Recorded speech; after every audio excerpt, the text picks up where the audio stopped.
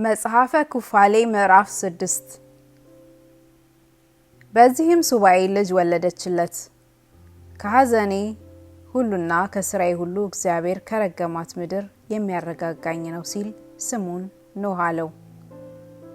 በ19ኛው ኢዮቤልዩ መጨረሻ በ7ኛው ሱባኤ በ6ኛው ዓመት አዳም ሞተ። ልጆቹም ሁሉ በተፈጠረበት ምድር ቀበሩት። እርሱም አስቀድሞ በምድር ተቀበረ። ከ1000 ዓመትም 70 ዓመትም አጎደለ። ይህችውም በሰማይ ጽላት እንደ አንዲት ቀን ነበረች። ከእርሱ በበላችሁበት ቀን ትሞታላችሁ ተብሏልና፣ ስለዚህ ነገር ክፉ እውቀትን የሚያሳውቅ ዕፅን ስለበላ ተጻፈ።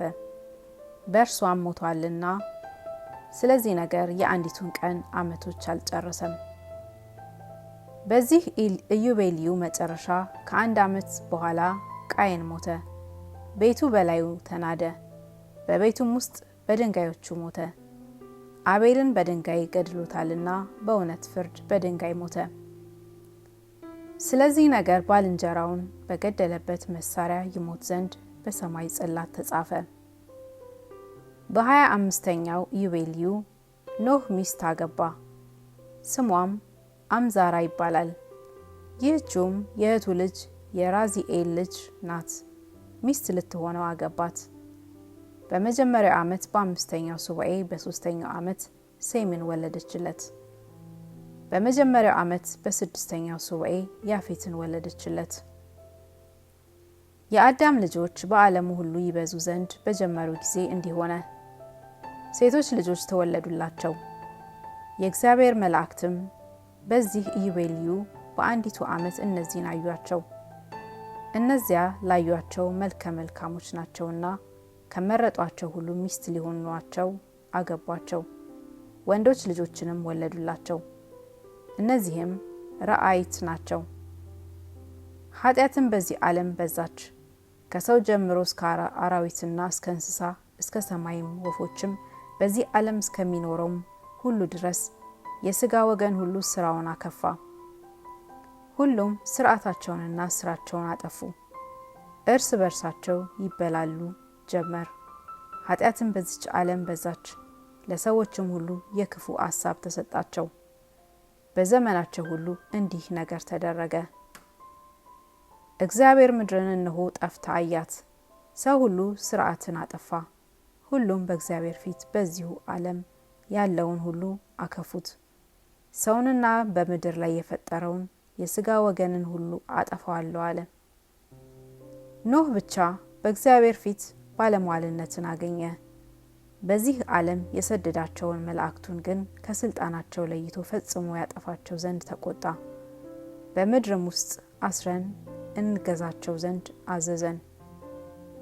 እነርሱም እነሆ በመካከላቸው ብቻቸውን ተግዘዋል። ከፊቱ በሰይፍ ያጠፋቸው ዘንድ ከሰማይ በታችም ያርቃቸው ዘንድ በልጆቻቸው ላይ ቃል አወጣ። እነርሱም ስጋውያን ናቸውና ረድኤቱን በሰው ላይ አያድርም፣ በዘመናቸውም 120 ዘመን ይሁን አለ። እያንዳንዳቸው ባልንጀሮቻቸውን ይገድሉ ዘንድ በመካከላቸው ሰይፍን ሰጣቸው። ሁሉም በሰይፍ እስኪጠፉ ድረስ ይህን ይገድል ዘንድ ጀመሩ፣ ከምድርም ጠፉ።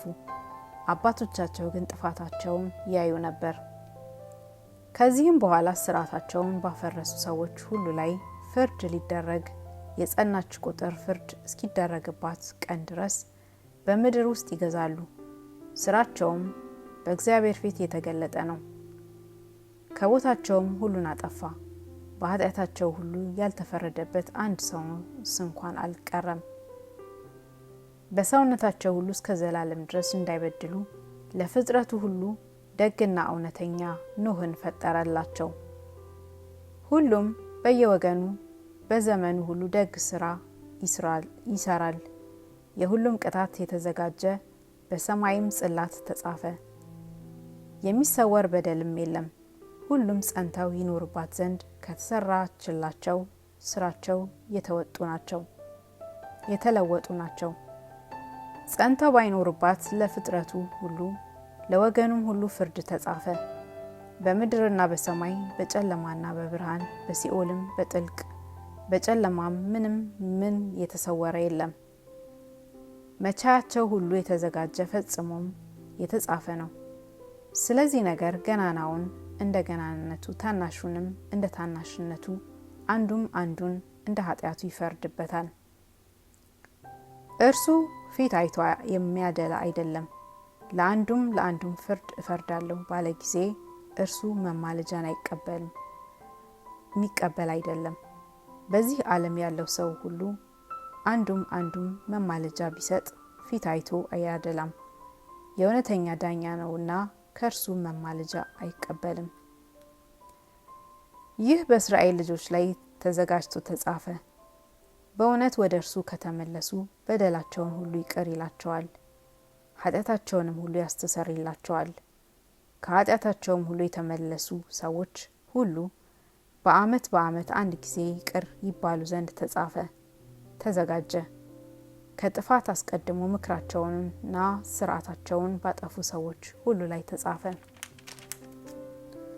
በእርሱ ደግነት ከጥፋት ውሃ ስላዳናቸው ልጆቹ እርሱ ባለሟልነትን አግኝተዋልና ከኖህ ብቻ በቀር እነርሱ ባለሟልነትን አላገኙም። በስራው ሁሉ ልቡ እውነተኛ ናትና ስለ እርሱ እንደታዘዘ ከተሰራለት ሕግ ሁሉ አልወጣም። እግዚአብሔርም በዚህ ዓለም ያለው ሁሉ ከሰው ጀምሮ እስከ አራዊትና እስከ እንስሳ በዚህ ዓለም ላይ እስከሚኖረውና እስከ ወፎችም ድረስ ይጥፋ አለ። ከጥፋት ውሃ ያዳነው ዘንድ ኖህንም ለእርሱ መርከብን እንዲሰራ አዘዘ።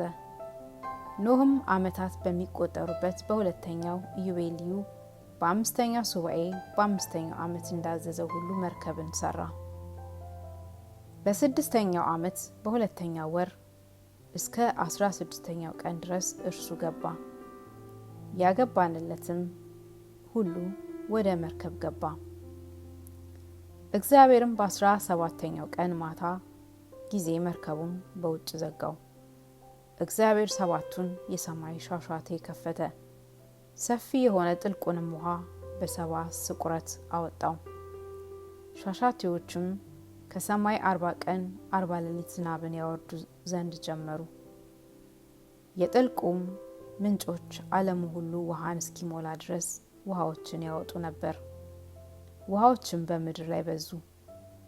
ውሃው በረጅሙ ተራራ ላይ ሁሉ 15 ክንድ ከፍ አለ። ውሃዎች ከፍ አሉ። መርከቢቱም በምድር ላይ ከፍ አለች፣ በውሃውም ላይ ትመላለስ ነበር። ውሃዎችም በምድር ላይ 5 ወር ማለት 150 ቀን ጸንተው ነበር። መርከቢቱም ሄደች። ከአራራት ተራራዎችም በአንዱ ሉባር በሚባል ተራራ ራስ ላይ አረፈች። በ4ኛውም ወር ሰፊ የሆነ የጥልቁ ምንጮች ተገቱ፣ የሰማዩም ሻሻቴ ተገታ።